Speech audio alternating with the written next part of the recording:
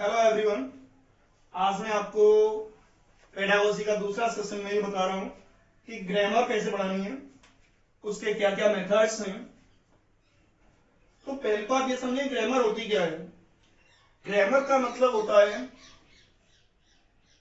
Set of rules for a particular language. किसी भी भाषा के लिए जो सेट ऑफ रूल्स बनाए जाते हैं जिनसे कि उन्हें सीखना आसान हो जाए, उसे हम ग्रामर कहते हैं।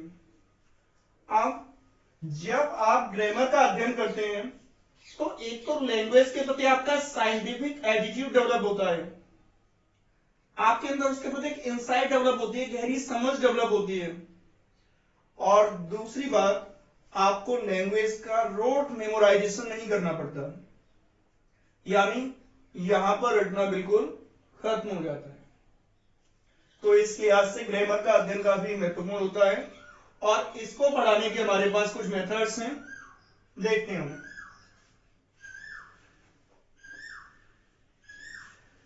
तो methods of teaching grammar, methods of teaching grammar, grammar पढ़ाने के मेथड्स। इसमें एक मेथड है आपका ट्रेडिशनल मेथड,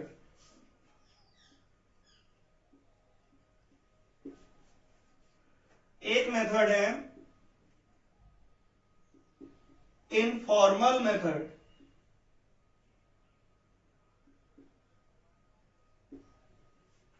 एक मेथड है कोरिलेशन मेथड, इसको आप रेफरेंस मेथड भी कहते हैं और इसी को इंसिडेंटल मेथड भी कहते हैं।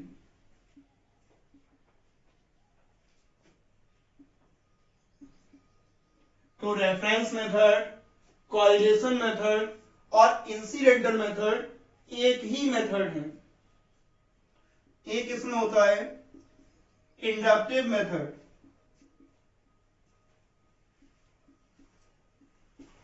और एक होता है डिडक्टिव मेथड।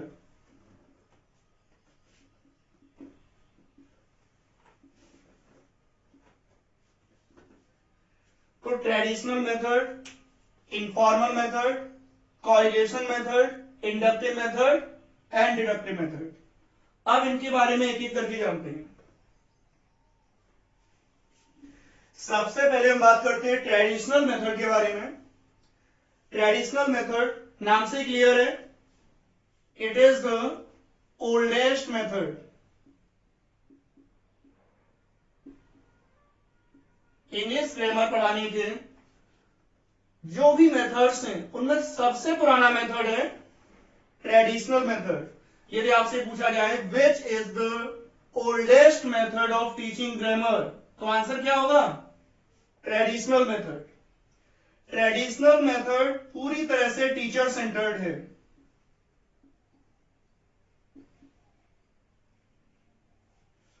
और इस मेथड में आपको किसी हाईली क्वालिफाइड टीचर की आवश्यकता नहीं होती, इसमें एक एवरेज टीचर भी पढ़ा सकता है, यानी average teacher can use this method. तो an average teacher can use this method, this is why it is teacher centred.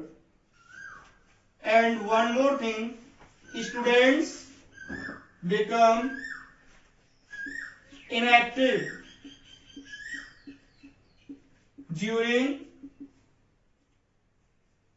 the class, यानी जब क्लास चल रही होती है इस मेथड से तो उसमें स्टूडेंट्स इनएक्टिव हो जाते हैं। यही कुछ पॉइंट्स हैं हमें याद रखने हैं।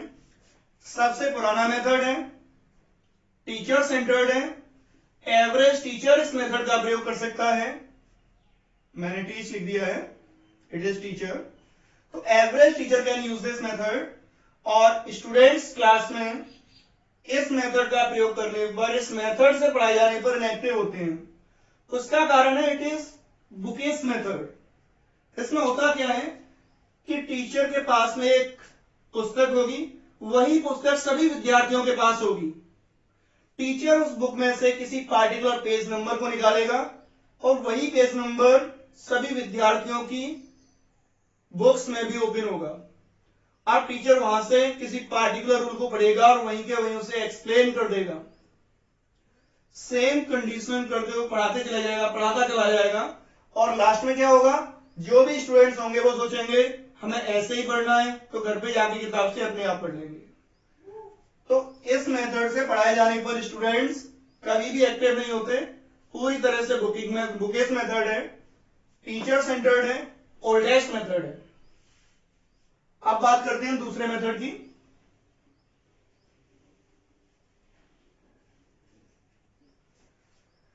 The second method is informal method.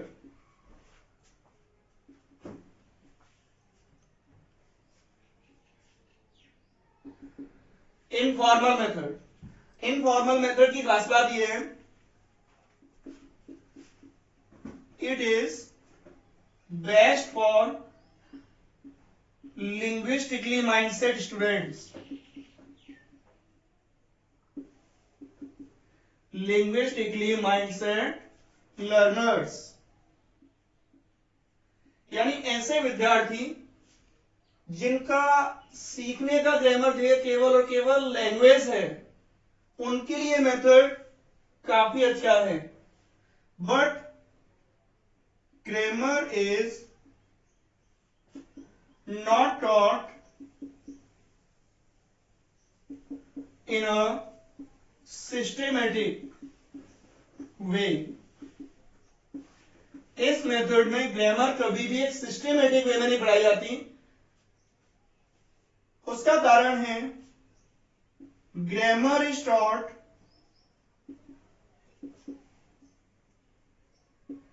Through uses. इसमें ग्रामर यूजेस के थ्रू पढ़ाई जाती है। तो यूजेस के थ्रू पढ़ाने पर जो भी चीजें हमारे यूज में आ रही हैं, उनके पार्टिकुलर रूल्स विद्यार्थी को क्लियर कर दिए जाते हैं, बट वो एक सिस्टमेटिक वे में नहीं होते, क्योंकि यूज में जो चीज आ रही है वो एक सीक्वेंस में नहीं हो सकती। और दूसरी बात, इसीलिए इसमें स्टूडेंट की ग्रामर के प्रति गहरी समझ विकसित नहीं होती, यानी कि वो ग्रामर को गहराई से नहीं समझता है। इसमें केवल इतना सीख लेता है कि उसका काम चल जाए। इसीलिए मैंने कहा ये जो लर्नर्स आपके लिंग्विस्टिकली माइंडसेट हैं, जिनका उद्देश्य केवल और केवल लैंग्वेज सीखना है, उनके लिए अच्छा है। लेकिन जिनको ग्रामर पर अच्छी पकड़ बनानी है, उनके लिए मेथड सही नहीं है। अब बात करते हैं अगले मेथड की।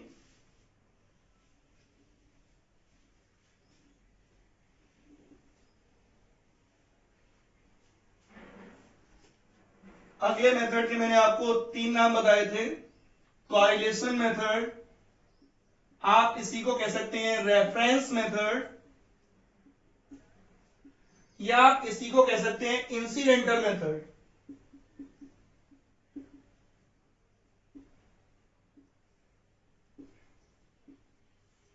तो ये इस मेथड के नाम है कॉरिलेशन मेथड, रेफरेंस मेथड और इंसिडेंटल मेथड। इन मेथड्स में आपको याद रखना है, ग्रामर इज टॉट इंसिडेंटली। इस मेथड में ग्रामर इंसिडेंटली पढ़ाई जाती है, यानी ग्रामर पढ़ाने का मुख्य उद्देश्य नहीं होता है। जैसे हमने इंसिडेंटल मेथड वर्ड्स को सिखाने का ही पढ़ा था, उसमें वर्ड्स कैसे पढ़ा रहे थे, टीचर अपना चैप्टर पढ़ा रहा था, पढ़ाते पढ़ाते कोई हार्ड वर्ड्स आ रहे थे तो उनको वहीं के वहीं टीचर ने एक्सप्लेन किया। सेम हियर, टीचर अपना कोई टाइटल पढ़ा रहा है, या आप कह सकते हैं कोई चैप्टर पढ़ा रहा है, कोई पोएम पढ़ा रहा है, कोई नोवेल पढ़ा रहा है, कोई आर्टिकल ले लिया, वो उससे पढ़ाते समय ग्रामर का जो इंपॉर्टेंट रूल मिला उसने वहीं के वहीं उस रूल को एक्सप्लेन कर दिया। तो इसमें इंसिडेंटली ग्रामर सीखने को मिल रही है। Not for the beginners.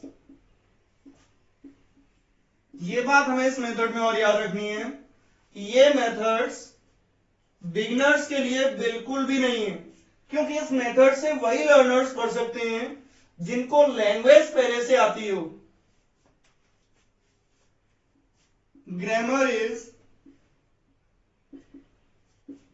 Correlated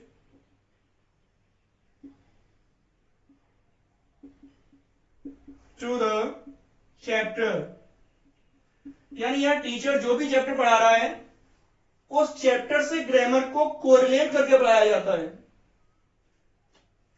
तो यहां पर चैप्टर में जो ग्रामर के इंपॉर्टेंट रूल्स आ रहे हैं आपको केवल वही पढ़ने के लिए मिलते हैं।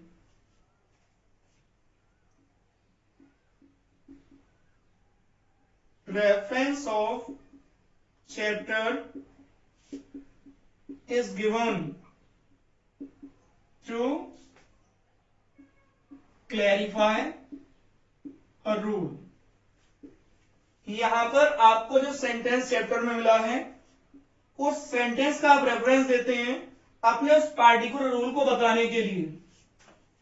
तो यहां पर रेफरेंस मेथड, कोरिलेशन मेथड और इंसिडेंटल मेथड नाम इसका इसीलिए पड़ा। इस मेथड में नो डाउट जो भी टीचर इस मेथड से पढ़ा रहा है he is very very and very qualified as well as knowledgeable. इस मेथड से पढ़ाने वाला टीचर बहुत नॉलेजेबल है, but normal teaching gets disturb. इस मेथड से पढ़ाने पर नॉर्मल टीचिंग हमेशा डिस्टर्ब होती है। फॉर एग्जाम्पल हम एक स्टोरी पढ़ा रहे हैं, स्टोरी पढ़ाते पढ़ाते ग्रामर का रूल एक्सप्लेन कर दिया, फिर स्टोरी पर आ गए, फिर रूल एक्सप्लेन कर दिया, फिर स्टोरी पर आ गए, फिर रूल को एक्सप्लेन कर दिया।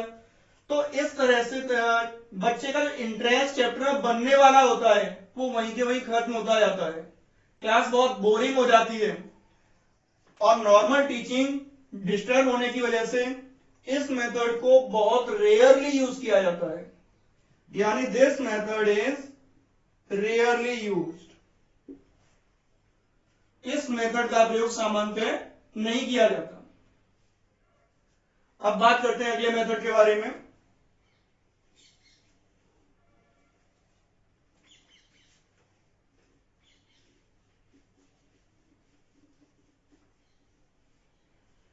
अगला मेथड है इंडक्टिव मेथड।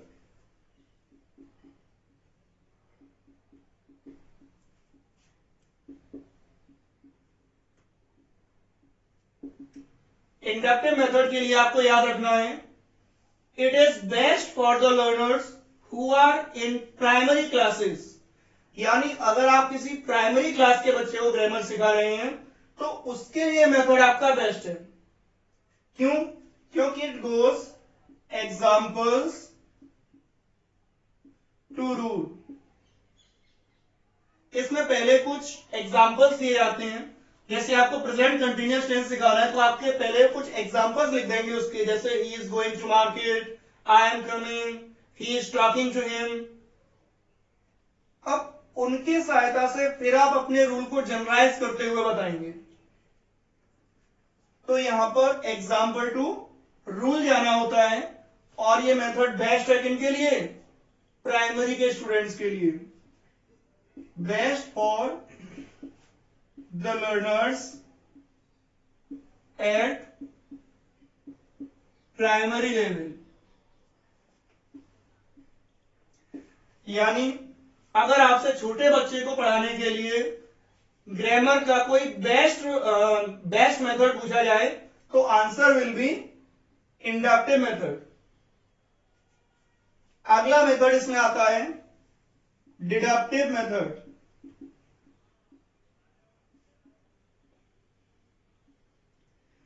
देखिए डिडक्टिव मेथड से क्या मतलब है? Deductive is just opposite to inductive. यानी यहां पर हम पहले नियम बता रहे हैं फिर रूल की तरफ जा रहे हैं, लेकिन यहां पर क्या होगा? पहले आप रूल बताएंगे फिर एग्जाम्पल देंगे। It goes rule to example. तो यही चीज हमें याद रखनी है इसमें। इंडक्टिव मेथड का जस्ट अपोजिट डिडक्टिव मेथड है। ये मेथड प्राइमरी के बच्चों के लिए बेस्ट है, लेकिन ये प्राइमरी के लिए अच्छा नहीं है। ये उनके लिए अच्छा है जिनमें अमूल चिंतन यानी एब्स्ट्रैक्ट थिंकिंग डेवलप हो चुकी है। यानी आप कह सकते हैं it is good for above primary learners.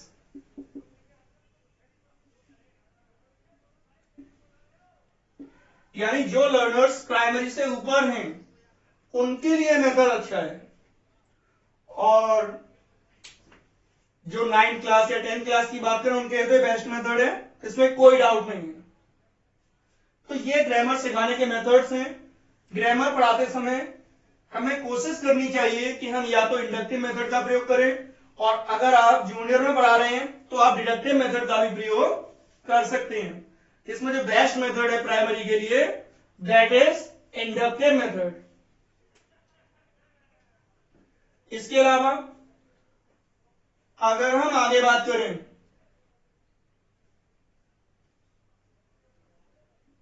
तो कुछ पोएट्री के टर्म्स आपके एग्जाम में आ जाते हैं कई बार, वो हमें याद रखने हैं।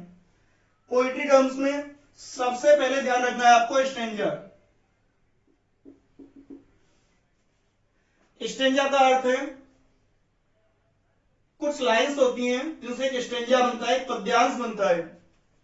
अब वो लाइन कम से कम 2 हो सकती हैं और मैक्सिमम 8।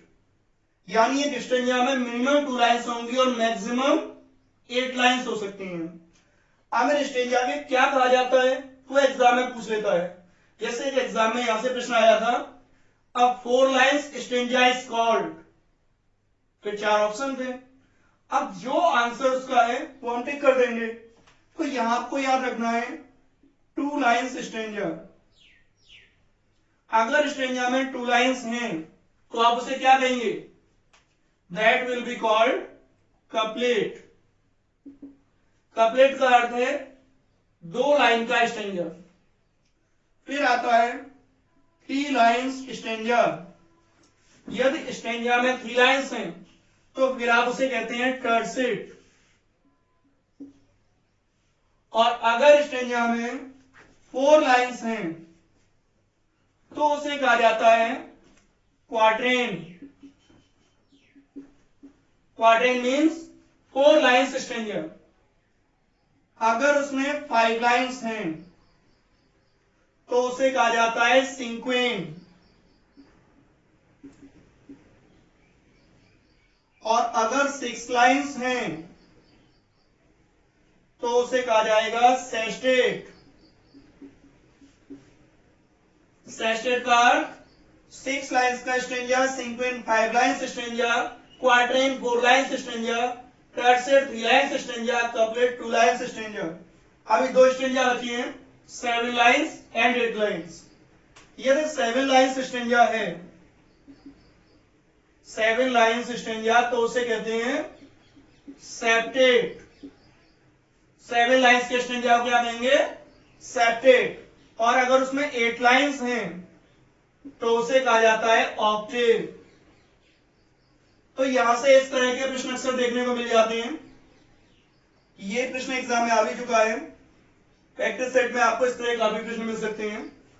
तो अगर 2 लाइन का स्टेंजा है कपलेट, 3 लाइन्स का है टर्सेट, 4 लाइन्स का है क्वार्टेन, 5 लाइन्स का है सिंक्वेन, 6 लाइन्स का है सेस्टेट, 7 का है सेप्टेट और 8 का है तो ऑक्टेव। अब इसके अलावा हम इसमें टर्म्स की बात करते हैं। इसमें पहला वर्ड हमें याद रखना है सोनेट।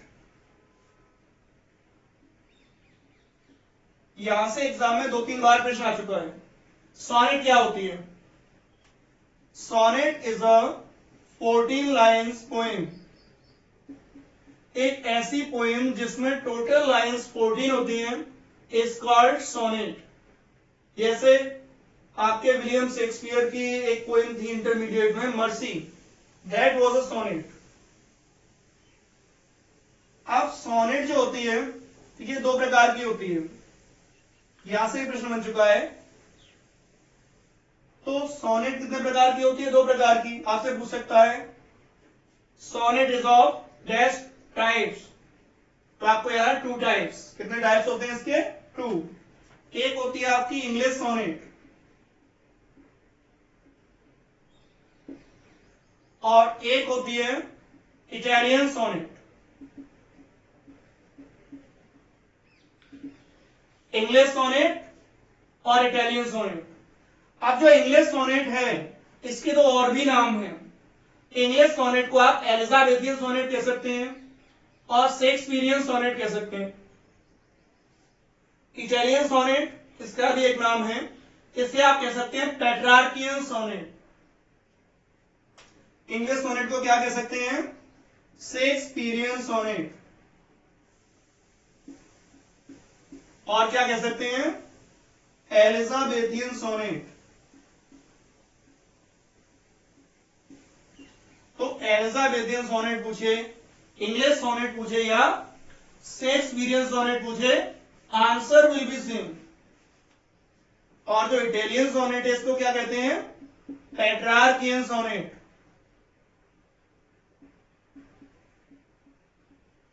पेट्रार्कियन सोनेट ये इटालियन सोनेट है। दोनों में ही 40 लाइन्स हैं। तो डिफरेंस है वो केवल और केवल स्टेंजा का है। यदि आपकी सोनेट में स्टेंजा में 3 क्वाड्रेंट्स हैं, 3 क्वाड्रेंट्स मतलब 3 स्टेंजा 4 लाइन्स के और एक कपलेट है, यानी एक स्टेंजा 2 लाइन्स का, तो उसे हम इंग्लिश सोनेट, शेक्सपियरियन सोनेट या एलिजाबेथियन सोनेट कह सकते हैं। बट यदि आपकी सोनेट में केवल 2 स्टेंजा हैं जिनमें एक ऑक्टेव है और एक सेस्टेट है, एक क्या है? ऑक्टेव यानी 8 लाइन्स का स्टेंजा और एक सेस्टेट यानी 6 लाइन्स का स्टेंजा, तो हम उसे इटालियन सोनेट या पेट्रार्कियन सोनेट कहते हैं। अब आगे बात करते हैं। अगला वर्ड है इसमें इलेजी।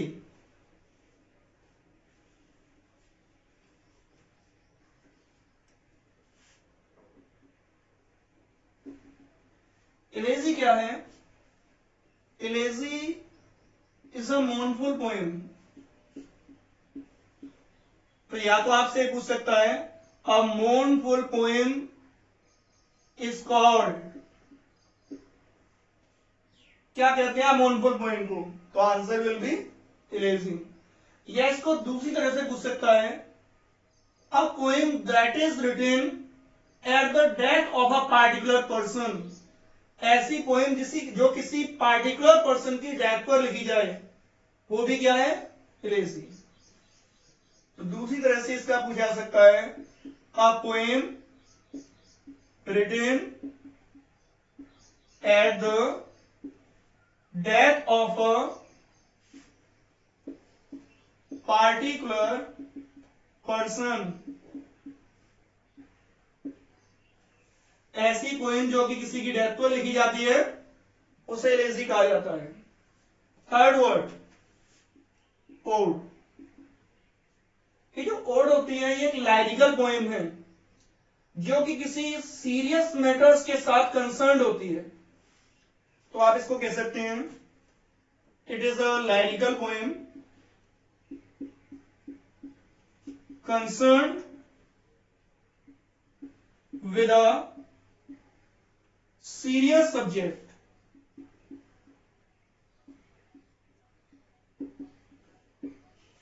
तो एक लाइरिकल पोएम जो कि किसी सीरियस सब्जेक्ट के साथ कंसर्न्ड होती है उसे ओड कहा जाता है। इसमें एक वर्ड आपको याद रखना है, ballot.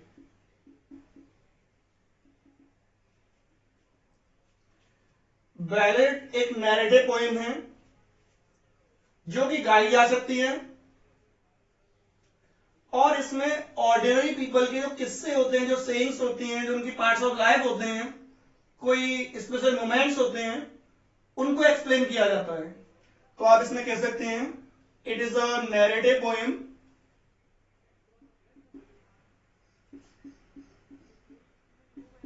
Telling the tales of ordinary people.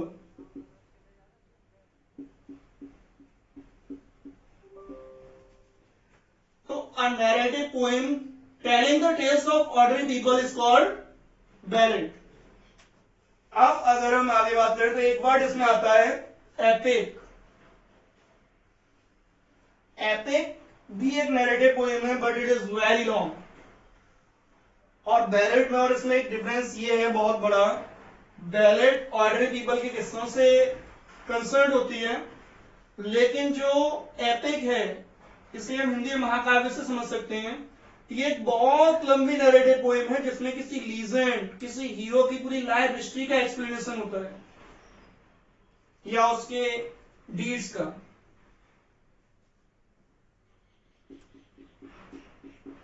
Epic क्या है? A long narrative poem describing या narrating